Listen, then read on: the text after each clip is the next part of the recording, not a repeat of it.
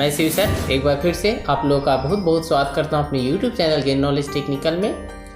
Friends, जैसा कि आप लोग को पता है कि जो मेरा प्रीवियस वीडियो जा रहा है वो वर्कशॉप कैलकुलेशन से है। तो वर्कशॉप कैलकुलेशन एंड साइंस में आगे बढ़ते हुए परसेंटेज का कुछ MCQ क्वेश्चन था, उस क्वेश्चन को मैं आज सॉल्व करा दे रहा हूँ। तो चलिए फ्रेंड्स, आते हैं अपने टॉपिक पे। और अपने टॉपिक पे आने से पहले एक बार फिर से आप लोग से आग्रह करते हैं कि अगर अभी तक आप लोग हमारे YouTube चैनल को सब्सक्राइब नहीं किया है या फिर चैनल पे नए हैं तो YouTube चैनल को जरूर सब्सक्राइब कर लें, ताकि जो भी वीडियो मैं डालूं वो आप तक सबसे पहले पहुंचे और इसका आपको लाभ मिल सके। तो फ्रेंड्स, जैसा कि आप अपने स्क्रीन पे ये पहला प्रश्न देख रहे हैं। पहला प्रश्न है कि धातु के एक टुकड़े का भार 45 किलोग्राम है। इसमें 3 धातु में 6%, 19% तथा 75% के अनुपात में है, तब प्रत्येक धातु का भार किलोग्राम में है। यहाँ पे 4 ऑप्शन आपके दिए गए हैं। Option A 2.7, 8.55, 33.75। ऑप्शन बी है आपका 3.7, 7.55, 33.75। ऑप्शन सी है 4.7, 7.55, 32.75। ऑप्शन डी है 4.7, 8.55, 31.75। तो 4 ऑप्शन हैं, 4 ऑप्शन में एक करेक्ट आंसर है। तो चलिए इसको जब हम सॉल्व करते हैं तो सॉल्व करने के बाद क्या तरीके हैं मैं आपको बता देता हूं, ताकि आप ट्रिकली जो है इसको सॉल्व कर सकें। तो यहाँ पे आप 1-2 को जो है फर्स्ट में निकाल कर देखिए। जैसे 45 किलोग्राम है, इसमें 6% आपको 6% जो है इसमें 3 धातुएं दिया गया, जिसमें 6%, 19% तथा 75% के अनुपात में है। तो क्या करेंगे, हम 6% निकालेंगे। जब हम इसको निकालते हैं जैसे, तो 6% 45 किलोग्राम हम इंटू और जो है 6/100 करेंगे, तो हमारा जो पहला निकल जाएगा वो 2.7 आ जाएगा। फिर दूसरा जो है जब हम निकालेंगे 19% तो आ जाएगा 8.55, और थर्ड में आ जाएगा 75% जब निकालेंगे तो आ जाएगा 33.75। तो ऑप्शन नंबर ए मेरा करेक्ट और सही आंसर होगा। चलिए मैं इसको टिक लगा देता हूँ, ऑप्शन नंबर ए। तो ऑप्शन नंबर ए को मैं टिक लगा दे रहा हूँ। चलिए ऑप्शन ए मेरा करेक्ट और सही आंसर है। इसको सॉल्व करके भी आप, मैंने तरीका बता दिया है, सॉल्व करके भी आप बना सकते हैं।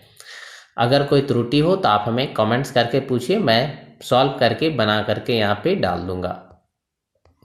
आगे बढ़ते हैं, अगला प्रश्न देखते हैं। अगला प्रश्न है कि एक गन मेटल में 22 भाग तांबा, 2.5 भाग टीन, 0.5 भाग जस्ता है। गन मेटल में प्रत्येक धातु की प्रतिशतता निकालने बोला गया है। यहाँ पे जैसे ही परसेंटेज निकाला जाने बोलता है तो आपको करना क्या है, आपके जो ऑप्शन है यहाँ पे मैं बताता हूँ, उसके बाद हल करने के तरीके मैं आपको बता दूंगा। ऑप्शन नंबर ए है आपका 85%, 12%, 3%। ऑप्शन बी है 88%, 10%, 2%। ऑप्शन सी है 84%, 12%, 4%। ऑप्शन डी है 88%, 8%, 4%। तो अब तरीके क्या है, कैसे हम निकालेंगे। तो यहाँ पे देखिए सभी मेटल का भाग दिया गया है, तो हम क्या करेंगे कि सबको ऐड कर लेंगे। तो यहाँ पे 22 + 2.5 + 0.5 जब इसको ऐड करेंगे तो हमारा आ जाएगा आपका 25। तो टोटल यहाँ पे आ जाएगा 25 kg। या अगर ये 25 जो है 25 जो है पूरा जो आपका भाग रहेगा 25 भाग आ जाएगा जब हम इसको पूरा ऐड करेंगे। तो 25 आ जाएगा। उसके बाद क्या करेंगे कि अब हमको निकालना है 22 भाग तांबा, तो 25 में से हमको 22 भाग निकालना है। तो जब प्रतिशत निकालना होगा तो क्या करेंगे, तब हमको इस तरह से करना है कि यहाँ पे 22/25 है ना, और प्रतिशत निकालने के लिए 100 से हम ये कर देंगे। अब इसको हम काट देते हैं, 25 से कम 25, अब 25 चौके 100। अब देखिए 4 से जब हम करेंगे तो 22 चौक 88, 88% आ गया हमारा। अब इसी तरह जब हम फिर क्या करेंगे, 4 आ गया है, अब 4 से गुना कर दीजिए 25 को, तो 25 चौके 100, 10% हो गया। 4 से गुना कर दीजिए 0.5 को, तो 2% हो गया। तो ऑप्शन नंबर बी मेरा क्या हो जाएगा, करेक्ट और सही आंसर हो जाएगा। चलिए हमने सॉल्व कर दिया, बी यही आंसर हो जाएगा। तो चलिए फ्रेंड्स आगे बढ़ते हैं, अगला प्रश्न देखते हैं। अगला प्रश्न आपके स्क्रीन पर है। अगला प्रश्न है कि गन मेटल ढलाई में 80% तांबा तथा 12% टीन है तथा शेष जिंक है। इसका भार 120 किलोग्राम है। तो ढलाई में जिंक की मात्रा किलोग्राम में है, कितना है? तो देखिए यहाँ पे दिया है कि एक गन मेटल में ढलाई में 80% तांबा तथा 12% टीन है तथा शेष जिंक है और इसका भार 120 किलोग्राम है। तो ढलाई में जिंक की मात्रा यहाँ पर पूछा है कि कितना होगा। तो देखिए इसको निकालना होगा 80 पर। अब 120 का आप 80% जब आप निकाल लीजिएगा सॉल्व करके, तो देखिए हम निकालते हैं 120 का 80%, तो 120 गुने 80/100 हो जाएगा। अब देखिए एक शून्य से एक शून्य गया और एक जीरो से एक जीरो यहाँ चला गया। अब कितना हो गया, 12×96 है ना। तो 96 किलोग्राम आपका हो गया क्या, तांबा हो गया। अब इसका जो है अब 12% निकालना है यहाँ पे। तो 12% जब हम निकालेंगे तो दोनों को क्या करेंगे, अब इसका 12% निकाल लेते हैं। तो यहाँ पे हम 120 का 12% निकालेंगे, 12/100 हो जाएगा। अब देखिए एक जीरो से एक जीरो, 20 100 हो गया और 20 छक 20 80 है ना।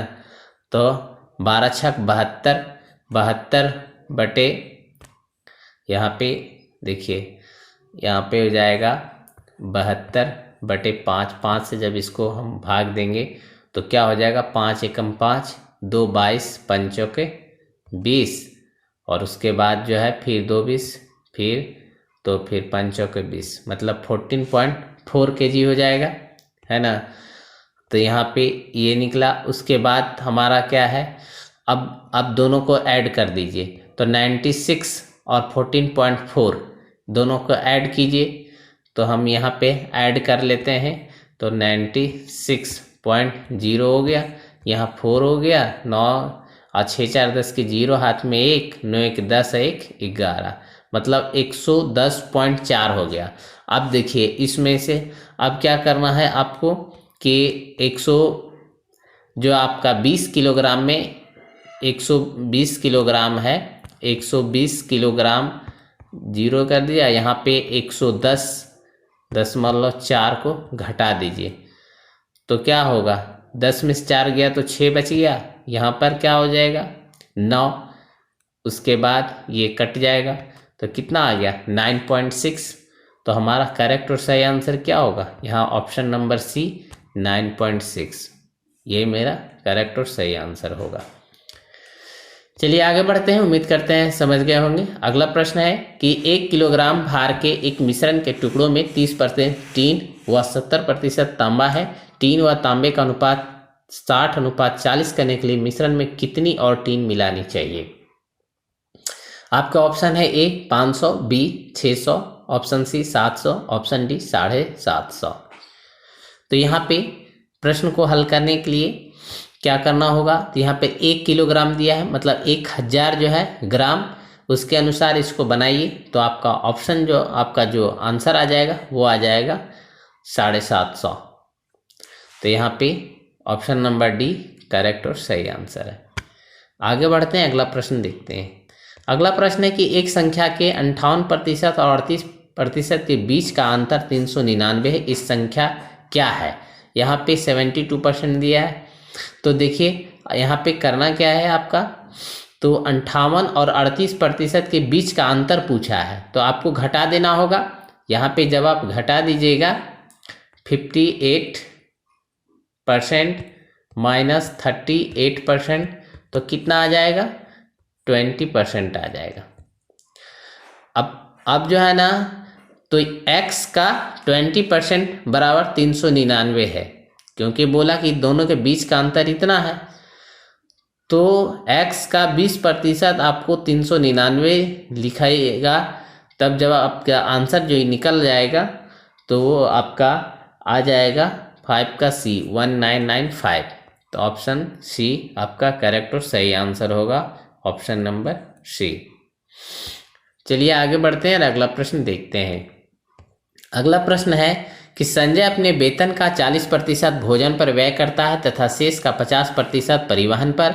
यदि वह ₹600 प्रति माह बचाता है जो कि भोजन और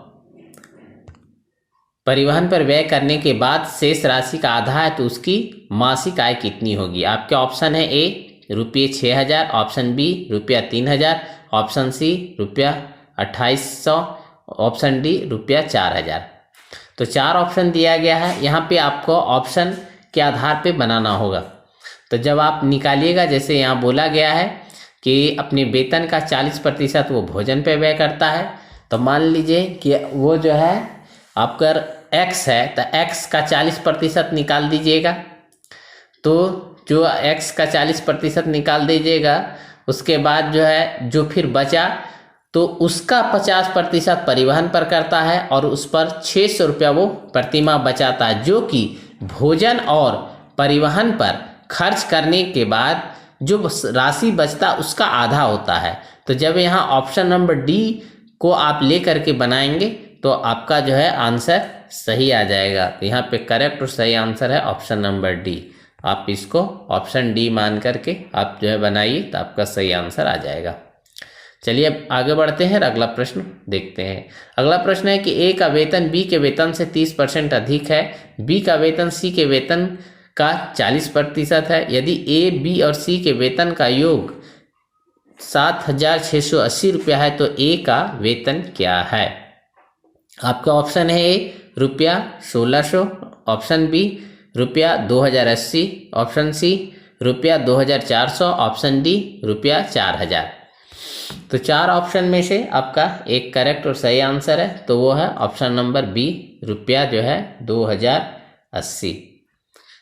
चलिए मैं इसको टिक मार देता हूँ, ऑप्शन नंबर बी। आगे बढ़ते हैं, अगला प्रश्न देखते हैं। अगला प्रश्न है कि सरिता ने 8% स्कूल फीस पर, 25% किराए पर और 17% फर्नीचर पर व्यय किया। बची हुई राशि का 25% मेडिकल बिलों पर व्यय हुआ और बाकी बचे ₹6,000 निवेश करने के लिए रख दिए गए। वह किराए पर कितनी रकम खर्च करती है? तो यहाँ पे आपको जो ऑप्शन दिए गए, A ₹3,750, option B 6,000, option C 3,250, option D इनमें से कोई नहीं। तो बनाने के बाद जो है आपका हमारा जो आंसर आया ऑप्शन नंबर डी आया है, इसलिए ऑप्शन नंबर डी करेक्ट और सही आंसर होगा। चलिए आगे बढ़ते हैं, अगला प्रश्न देखते हैं। यदि किसी आयताकार मैदान की लंबाई और चौड़ाई में वृद्धि की जाती है तो उसका क्षेत्रफल 50% बढ़ जाता है। यदि लंबाई में 20% की वृद्धि हुई थी तो चौड़ाई में कितने प्रतिशत की वृद्धि हुई थी? तो आपका option A 20%, option B 25%, option C 30%, option D 35%। तो बनाने के बाद हमारा करेक्ट और सही आंसर है ऑप्शन नंबर बी 25%। तो ऑप्शन बी मेरा करेक्ट और सही आंसर है। आगे बढ़ते हैं, अगला प्रश्न देखते हैं। 2 उम्मीदवारों ने एक चुनाव लड़ा, एक को 4,080 वोट मिले जो कुल वोटों का 60% है। तो वोट करने वालों की कुल संख्या क्या थी? देखिए ये इंटरेस्टिंग सवाल है। तो यहाँ पे क्या है कि 2 उम्मीदवार चुनाव लड़ा था जिसमें से एक को 480 वोट मिले जो कुल वोटों का 60% था। तो मान लीजिए कि हम कुल वोट x था, तो अगर इसको हम सॉल्व करते हैं, शॉर्ट है इसलिए मैं बना देता हूँ, लॉन्ग वाला को मैंने बना करके सिर्फ आंसर बताया है। तो यहाँ पे देखिए x का अगर हम 60% है ना, तो 60% बराबर कितना हो गया? 480। अब इसको सॉल्व करते हैं तो क्या हो जाएगा? x × 60/100 हो जाएगा, बराबर 480 हो गया। अब जब इसको हम सॉल्व करते हैं तो क्या हो जाएगा? यहाँ पे 60x/100 हो जाएगा, बराबर 480। अब देखिए क्रॉस मल्टीप्लाई जब हम करा देंगे तो क्या होगा यहाँ पे 60x बराबर हो जाएगा। तो x बराबर कितना हमारा आ जाएगा, x बराबर हमारा आ जाएगा यहाँ पे 480 और गुना 100/60 हो जाएगा। अब देखिए ए काट दीजिए। अब 6 कम 6, 6 अट्ठे 48। तो टोटल कितना आ गया मेरा, यहाँ आ गया आपको